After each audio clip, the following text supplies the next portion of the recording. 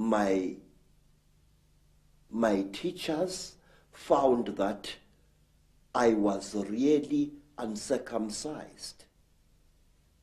And they told me bluntly that if I wanted to be a member of this secret society, I had to undergo circumcision, and I did. I recently purchased a book called Song of the Stars by a Southern African man called Credo Mutwa. Have you ever heard of him? If so, what do you think of his views? Thanks. Yes, I've heard of him. He's what today is called a shaman or medicine man, but in the ancient days was called a custodian of rituals. What view of his did you have in mind that you're asking about? I didn't have a particular one in mind. I just wondered if, from your perspectives and sources, you believed him to be credible. That's all. Peace. I second that motion. The book thing is for Credo. I have a DVD of his that was a joint project with David Icke. I have noticed that David Icke puts words in Credo's mouth various times, but it seems that he agrees with Icke in that reptilian beings harvest humans and were gods of old. Now I feel that Credo speaks to David in a manner which David conveniently misinterprets to fit his own workings. But as for the reptilian thing, what's your analysis? Credo Mutwa is one of the most controversial Africans out there. He's understood much better by Africans in Africa, but very little outside, least of all by white people such as David Icke. They call him a witch doctor, as they call all indigenous shamans.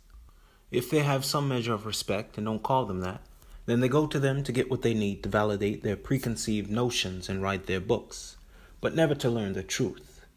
That they cannot really do, because the truth known by Mutwa and his peers concerns their origins and destiny. The minds of whites such as these cannot accept the truth of their real origin, let alone their destiny, which was predicted long ago. Shamans, knowing this, provide them with what they need to satisfy their curiosity and then send them on their way. Whenever you hear them speak, almost invariably you'll hear them say such and such a shaman confirmed such and such knowledge that I already had, which is not really knowledge, but preconceived notions. Hardly ever will you hear them say, I learned such and such a new thing that I never knew before. And so the shamans play right along with them.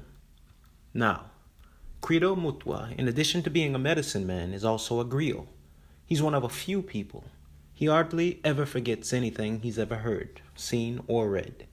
Such people are chosen by their elders and are told the history of their tribes. They must keep it safe until they can pass it to the next generation. It so happened that the next generation following his experienced a massive disruption of tribal life with the advent of large-scale urbanization all over Africa. Young people migrated in large numbers to urban areas to make a living, having no choice after they lost their land, water, and so on, mostly to white farmers, settlers, etc. That left almost no one that could be trained to carry on the torch of the griot, and people in Credo's craft were at a loss as to how to pass on the knowledge. The only avenue was left to publish books, and that's what he chose to do. Now and then you'll hear him say he's regarded as a traitor for publicizing secret knowledge. But the truth is, if he did not have the blessings of his peers or other shamans, he would not have done it. Their brotherhood and sisterhood is very closely knit. He says these things only for the ears of whites, who after all were the only ones back in the 60s who could publish his books. Hearing him say such things couldn't have made them happier. There is nothing more pleasing to the light races than to cause mischief and strife among black people. So this infighting between Credo and the other witch doctors pleased him to no end, and they published his books. He knew this and took full advantage of it. That, in brief, is the explanation of how he became controversial. For those people who really think he's a traitor to his people and to his craft, I'll quote a passage from one of his earlier books, Indaba, My Children. He makes it clear what he thinks of white people. First, he recalls an old African riddle. Tell me, I command you. Tell me the name of the beast I saw.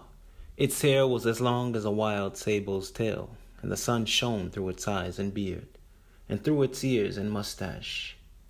Obviously, this beast is the white man. He continues about whites, so there is no misunderstanding. My books are intended to blast away once and for all the ludicrous fallacies about my people that are fed to us in schools and churches. The troubles seen in Africa, the unnecessary death and suffering, had their origin in one thing and one thing only: the ignorance and selfish interest of your forebears, a white man and Arab. You carted millions of our people and sold them into slavery to the cotton plantations of America and the sugar plantations of Jamaica. You set our tribes one against the other. When your attempts at exterminating us failed, you tried to civilize us, sacrificing our cultural heritage. You fed us falsehoods in your places of learning and threatened and cajoled us into accepting your religion. In your churches and mosques, we suffer the humiliation of hearing our holy ancestors being called heathens and godless pagans. We'll leave it at that for people to make up their own minds. On the question of David Icke and reptilians and other extraterrestrials, I'll only say that Mutwa told him exactly what he expected to hear.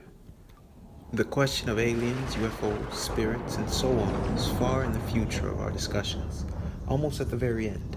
It cannot be understood without all the preliminary information that must be presented before. Suffice it to say that extraterrestrials are the descendants of the light races, and not their progenitors.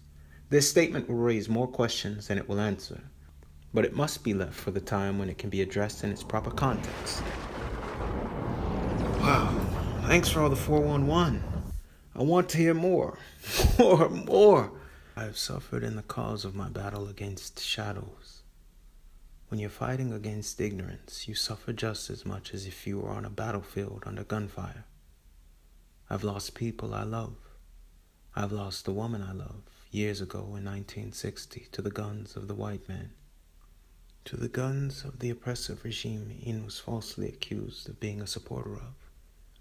I lost a son, my firstborn son, innocent, to the knives of black activists, murdering people under the banner of the mass democratic movement.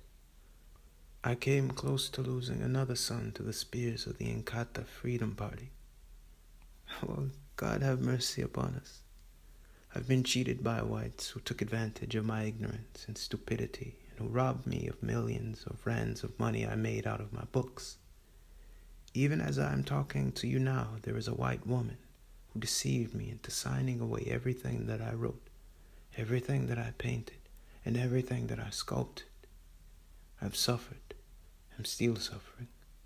Even now, there are white men that have set my own children, my sons, against me. A born-again Christian preacher of lies brainwashed my daughter's mind and stole her away from me, saying, "You must not talk to your father. He is a devil worshiper."